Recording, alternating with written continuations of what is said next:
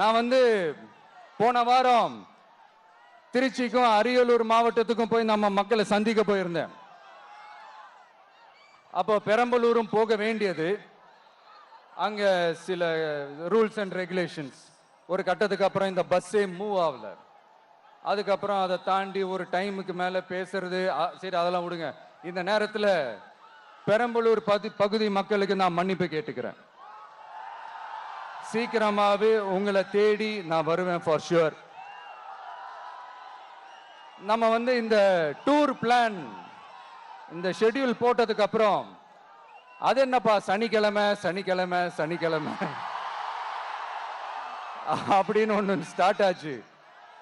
அது ஒன்றும் இல்லை, உங்க எல்லாரையும் பார்க்கும்போது உங்களுக்கு எந்த விதமான டிஸ்டர்பன்ஸும் இருந்துடக்கூடாது.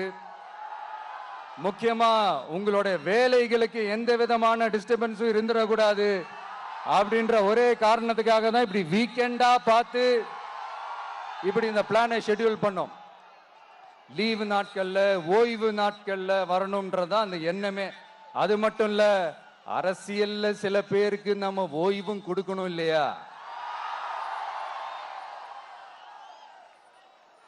அதனாலதான் இந்த ஓய்வு நாட்களா பார்த்து இப்படி செலக்ட் பண்ணோம். சரி, இப்போ நம்ம மக்களை சந்திக்கிறதுக்கு, நம்ம சொந்தங்களை சந்திக்கிறதுக்கு எத்தனை கட்டுப்பாடுங்க. அந்த இடத்துல பர்மிஷன் இல்ல, இந்த இடத்துல பர்மிஷன் இல்ல. ஆனா அதுக்கான காரணங்கள்லாம் நீங்க கேட்டீங்கன்னா சொத்தையான காரணமா இருக்கும். அங்க பேசக்கூடாது, இங்க பேசக்கூடாது, 5 நிமிஷம் தான் பேசணும், 10 நிமிஷம் தான் பேசணும். நான் பேசுறதே 3 நிமிஷம் தான். அதுலயும் அது பேசக்கூடாது, இதை பேசக்கூடாதுன்னு சொன்னா அப்புறம் நான் எதை தான் பேசுறது?